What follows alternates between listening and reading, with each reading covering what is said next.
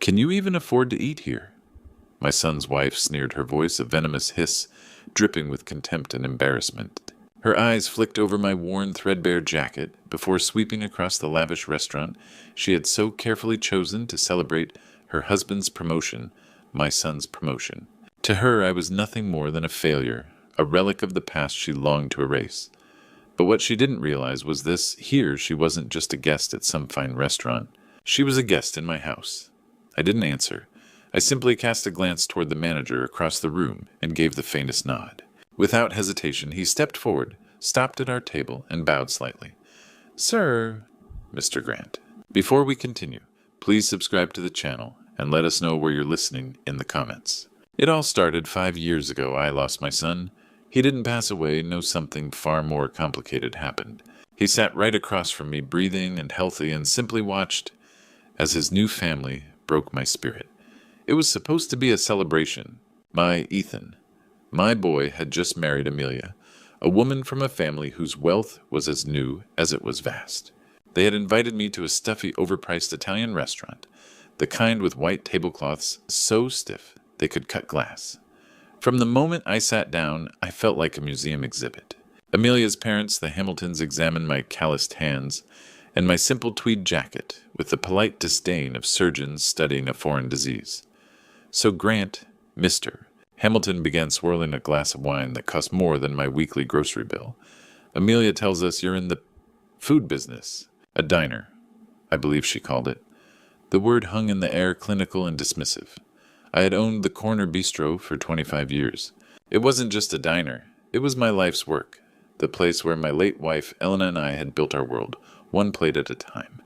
"It's a bistro," I corrected gently, pride warming my voice. "Comfort food done right. I'm thinking of adding a new braised short rib dish this fall." Amelia shifted in her seat, her smile as tight as a guitar string. "Dad, please, let's not talk shop." But her mother leaned in her diamond earrings, catching the light. "Oh, but it's fascinating. Tell me, Grant, is there much of a future in that sort of thing? Comfort food?"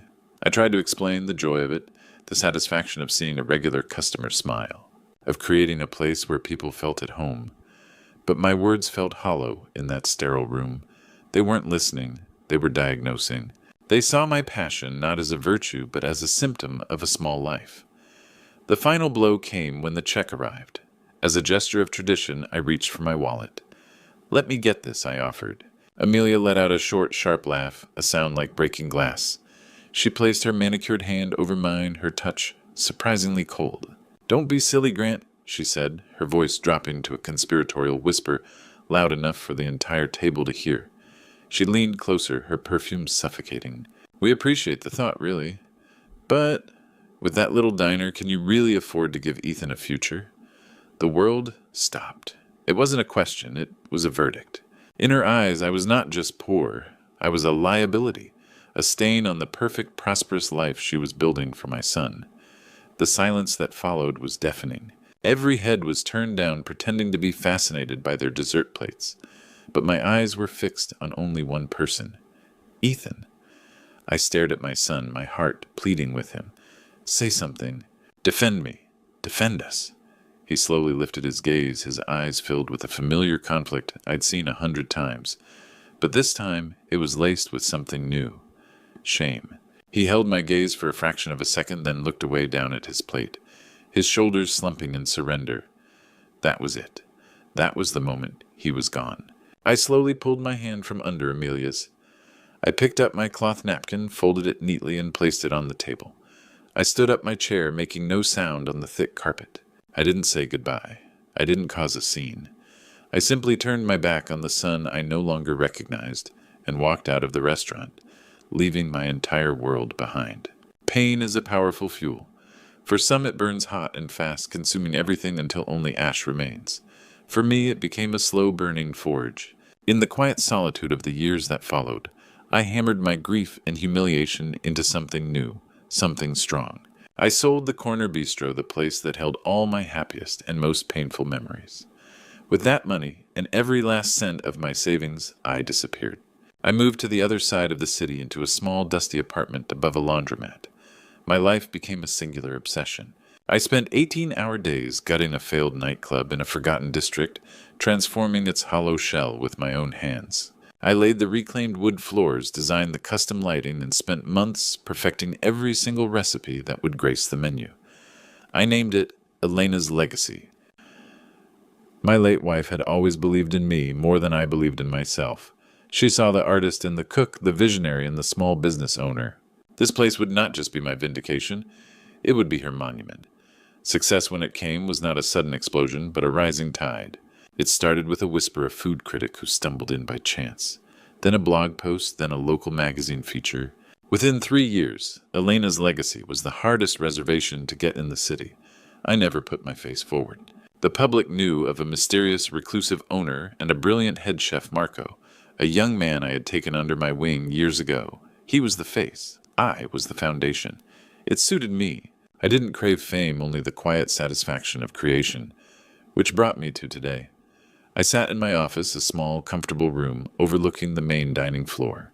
The restaurant hummed below me a symphony of clinking glasses, hushed conversations, and the distant rhythmic clang of pans from my kitchen. Marco entered, placing the daily reports and the evening's reservation book on my heavy oak desk. He was the only person in the world who knew my full story. His loyalty was a rare and precious thing. "Everything is in order." "Grant," he said, his voice respectful. "A quiet Tuesday, though we have a VIP table for 2, celebrating a promotion." I nodded my eyes, scanning the neatly printed list of names. It was a habit, a way to stay connected to the heart of my restaurant. I saw familiar names, politicians, artists, old friends who had no idea this was my creation. And then my breath caught in my chest. My eyes froze on one entry, 2 names that felt like ghosts from another life. Ethan and Amelia. Table for 2. 8:00 p.m. VIP anniversary of promotion. 5 years, 5 years of silence. 5 years of wondering if my son ever thought of me, if he ever regretted his silence. And now he was coming here. To her monument. To my fortress. He had no idea. The irony was so thick I could taste it. A storm of emotions swirled within me, the old familiar ache, a surge of anger, but beneath it all, something else. A cold, hard clarity. The forge inside me glowed white-hot. I looked up from the book, my gaze meeting Marco's. He saw the look in my eyes and understood immediately. He didn't ask a single question. "Marco Lemoyne," said, my voice steady and calm. "Tonight I will be dining in my restaurant.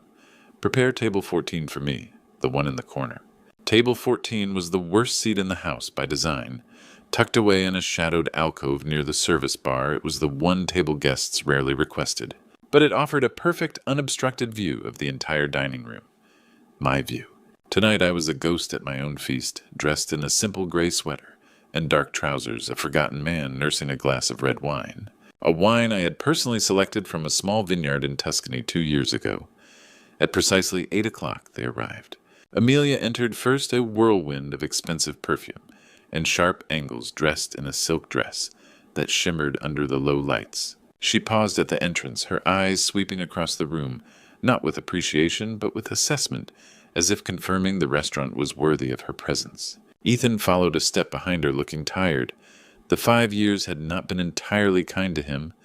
There were lines of stress around his eyes that hadn't been there before. He looked like a man perpetually bracing for impact. They were led to the best table in the room, of course. Table 7 centered under the soft glow of the main chandelier. I watched as Amelia immediately took control.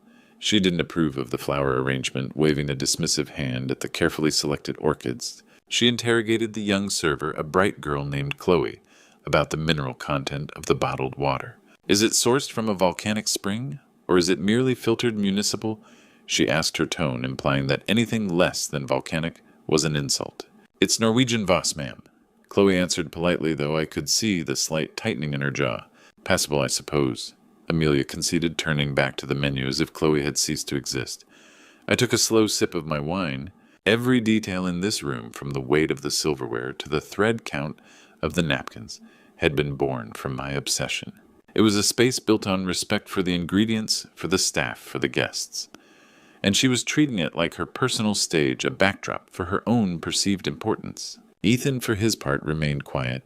He seemed to shrink in his chair, his focus entirely on placating his wife. When their sommelier arrived, Amelia waved him away, "Just bring us the '05 Chateau Margaux," she commanded, not even looking at the wine list. It was an expensive, impressive choice. It was also a terrible pairing for the seafood dishes she would likely order. An amateur's move meant to signal wealth not taste.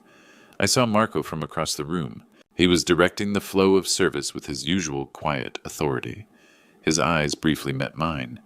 I gave him the slightest, almost imperceptible shake of my head. Not yet. Let it play out. He understood, his expression unchanging as he turned his attention back to a nearby table. He was a good man, a patient man, like me. The first course arrived at their table. Oysters flown in fresh from Puget Sound that morning. I watched as Amelia held one up to the light, inspecting it as if it were a flawed diamond. She ate it without a word, her expression unreadable. After a few more minutes of stilted conversation, her phone buzzed. She glanced at it, a look of annoyance crossing her face. "It's work," she announced to Ethan, though it was clearly for the benefit of anyone listening. "I have to take this. The noise in here is dreadful." She stood, leaving Ethan alone at the table, a solitary figure in a spotlight of his own making. She began walking towards the quieter area by the bar, towards my corner, towards me. She stood by the bar, her back to me, talking into her phone in a sharp, clipped tone. "No, the quarterly projections are unacceptable. I don't care what the models say, make it work." The authority in her voice was absolute.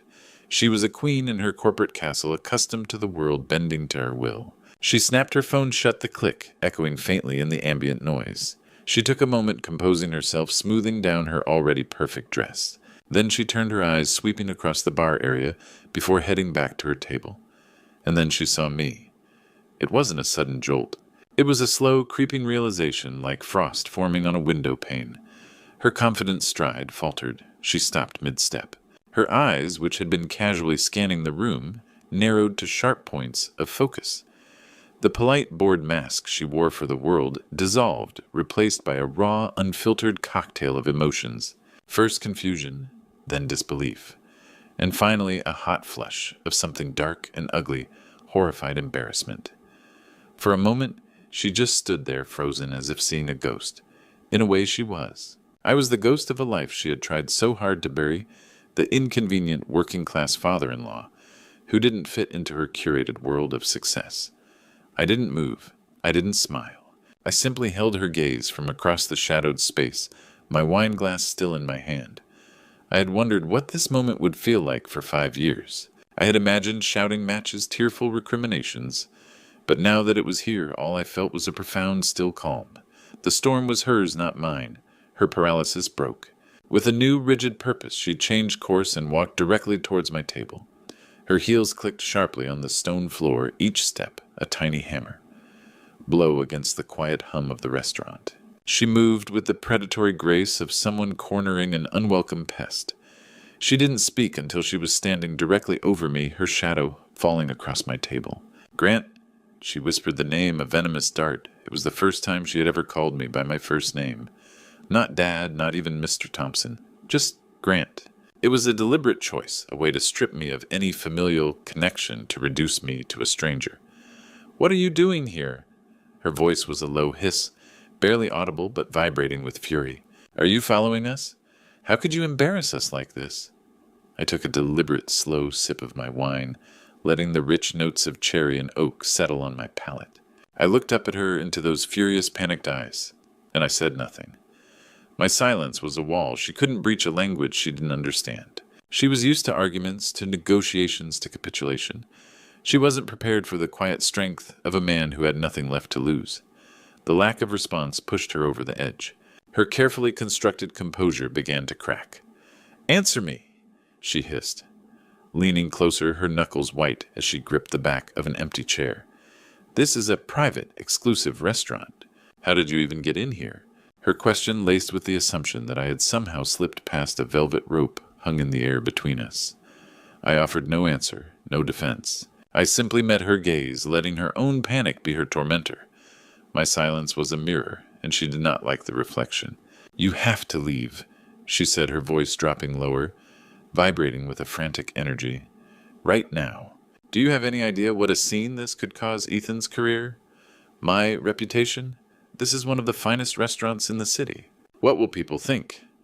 Her gesture took in the entire dining room filled with the city's elite. In her world, perception was reality, and my very presence here was a crack in the flawless facade she had so carefully constructed. The old man in the worn sweater, the father-in-law with the calloused hands, I was a ghost from a past she thought she had successfully exorcised. "I will give you money." She bargained, her mind scrambling for a solution for a transaction that could restore her sense of control. "Whatever you need. Just please walk out that door before Ethan sees you." Too late for that. From my vantage point, I could see my son, his posture stiff with anxiety, watching us from his table. He was too far away to hear the words, but he could see the tension, the confrontation, and once again he was frozen, a spectator to his own life. I gave no reaction to her offer of money. The insult was so profound, so deeply rooted in her worldview, that it barely registered as a fresh wound. It was simply a confirmation of everything I already knew. My continued stillness was the one thing she couldn't fight. It was a quiet, immovable object meeting her unstoppable force, and the friction was driving her mad. The queen was losing control of her kingdom, and her fear was rapidly curdling into pure, undiluted rage. "Fine," she finally snapped, her whisper turning sharp and brittle. "Stay. Sit here in your cheap sweater and pretend you belong. But I want to know something." She leaned in so close I could see the tiny muscle twitching beside her eye.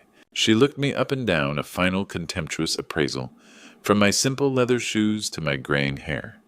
Her lip curled into a sneer, a look of utter disgust.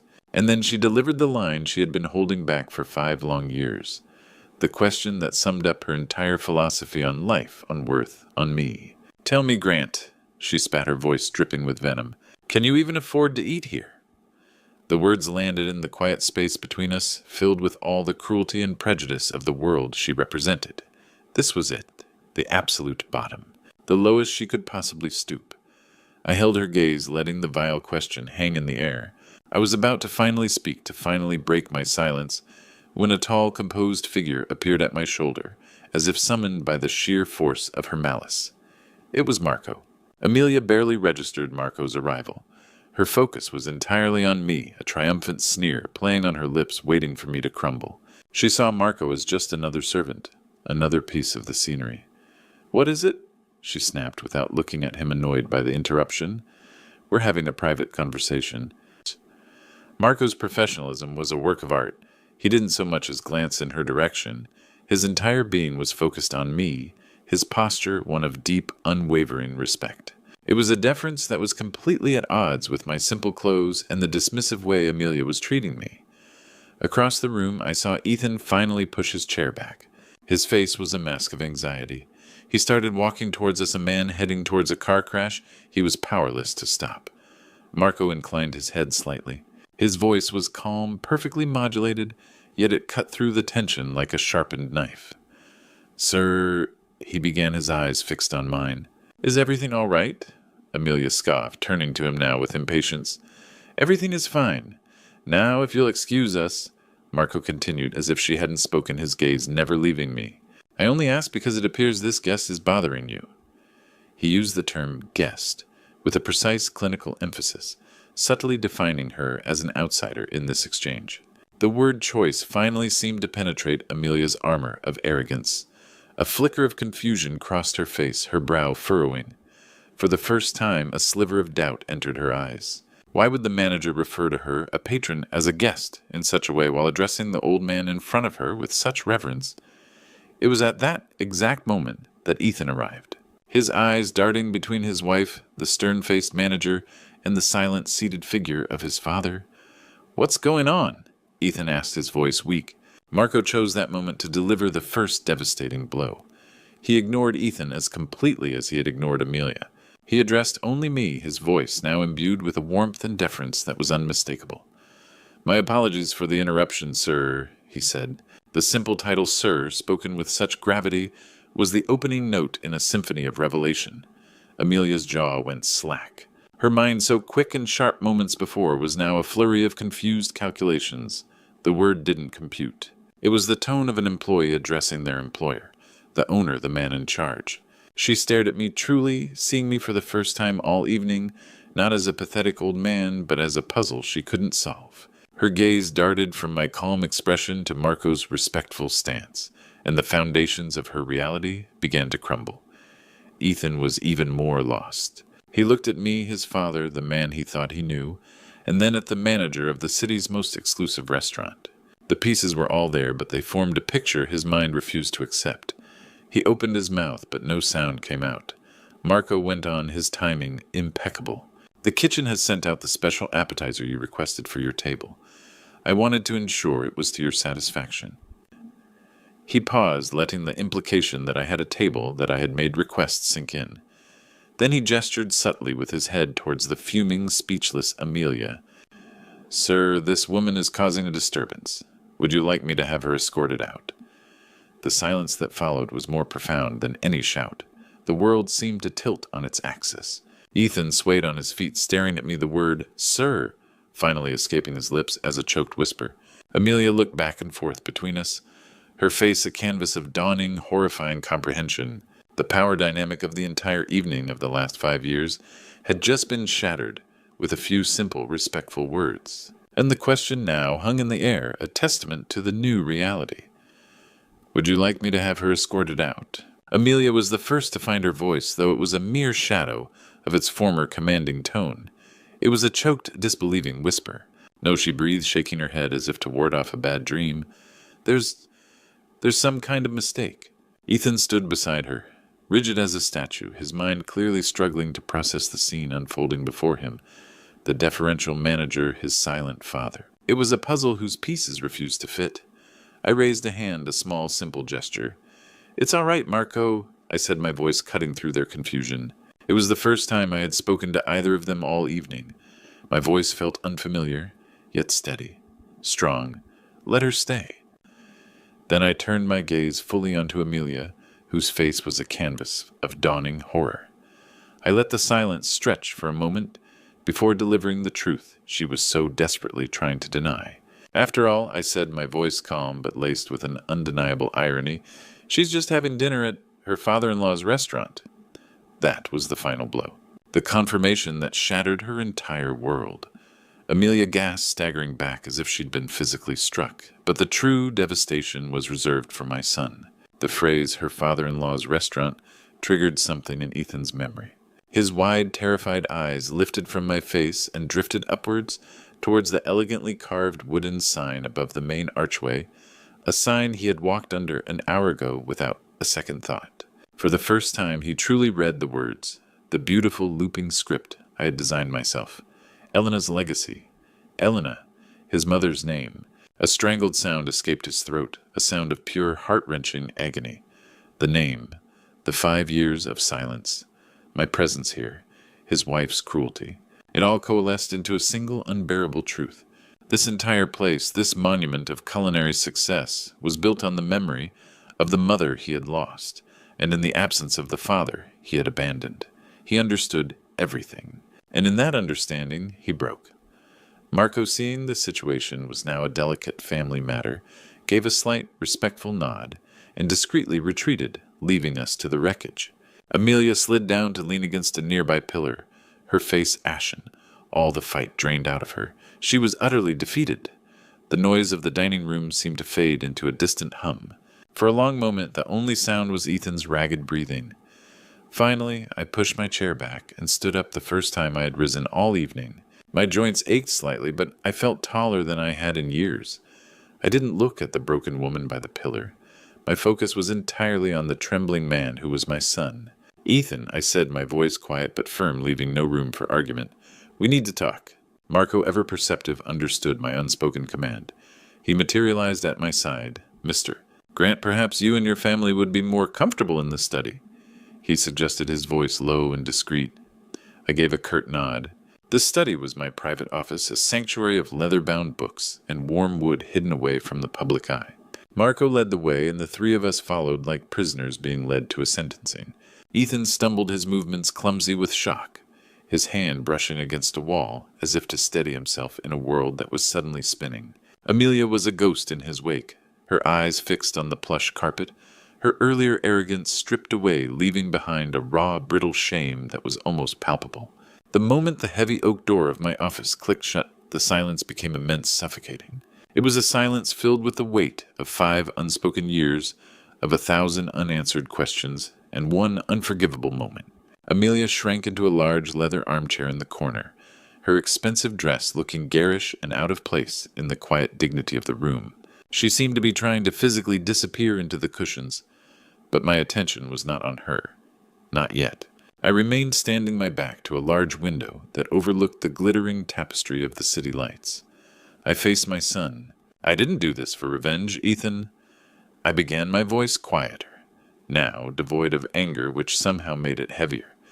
Revenge is a hot, messy thing. This was a clarification, a correction to the record. He looked up, his face tear-streaked and ashen under the soft lamplight. Dad, I didn't know. I swear. No, I agreed, a sad, humorless smile touching my lips. You didn't know, because you didn't look, because it was easier for you to believe I was struggling somewhere, a small man with a small life. It fit the narrative your wife was writing for you. I took a step closer, the sound of my shoes soft on the Persian rug. But that's not what we need to talk about. We need to talk about that night, the last night, at that Italian restaurant. Fresh tears welled in his eyes as the memory, sharp and vivid, returned to him with the force of a physical blow. He flinched. When her mother questioned my life's work, I continued, my voice a steady, relentless cadence, each word carefully chosen. I looked at you. When her father implied I was a charity case, someone to be pitied, I looked at you. When your wife told me that the man who raised you, was incapable of providing you a future, I looked at you, Ethan. I let the words sink, in each one a stone dropping into the deep, silent well of his conscience. I saw the shame warring with the memory, the color draining from his face. All I needed was one word, one single word from you. Stop.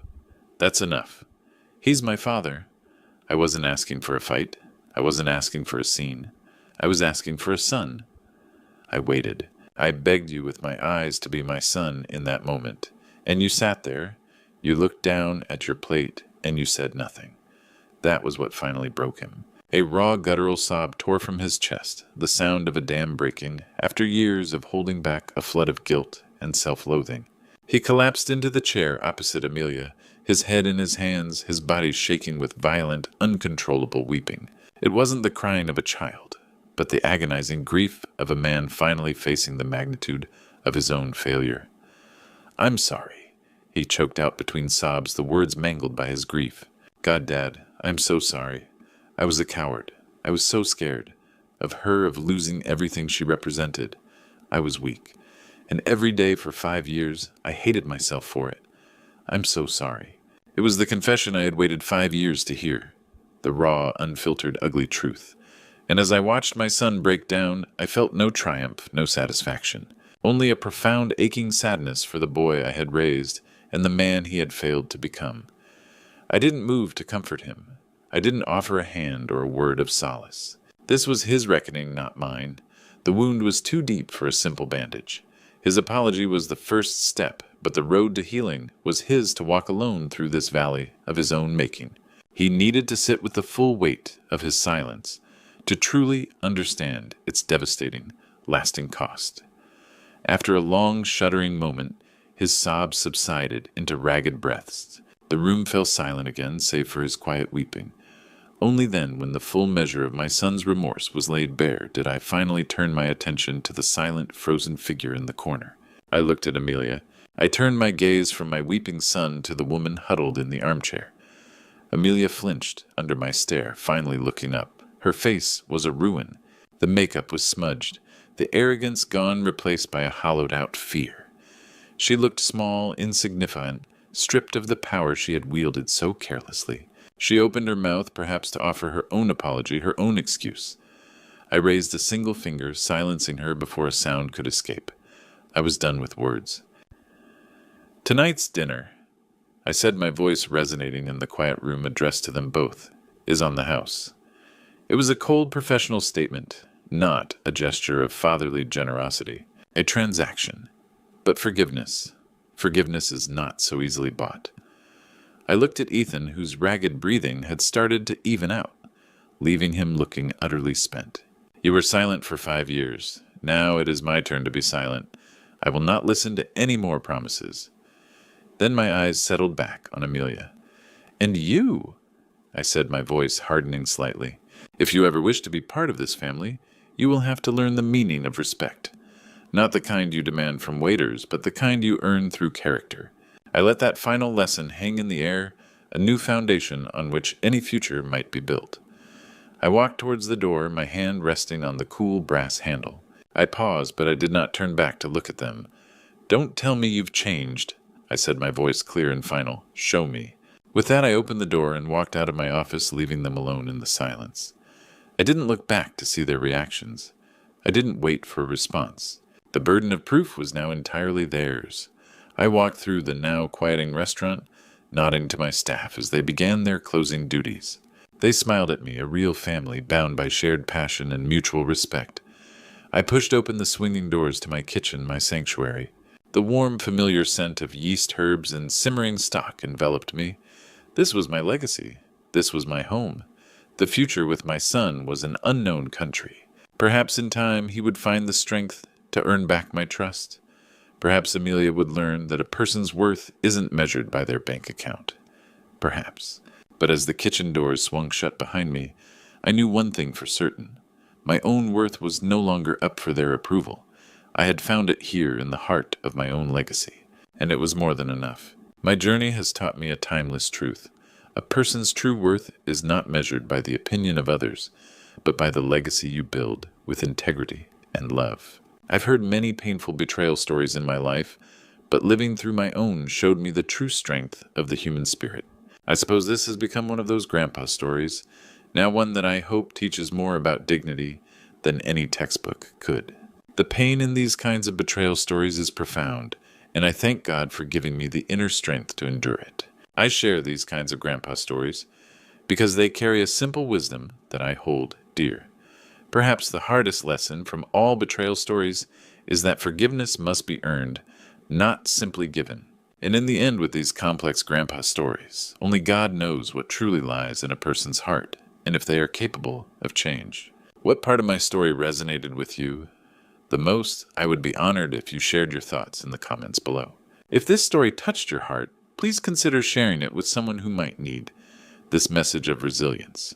And to continue exploring stories of character and strength with me, I warmly invite you to subscribe to the channel. May God bless you.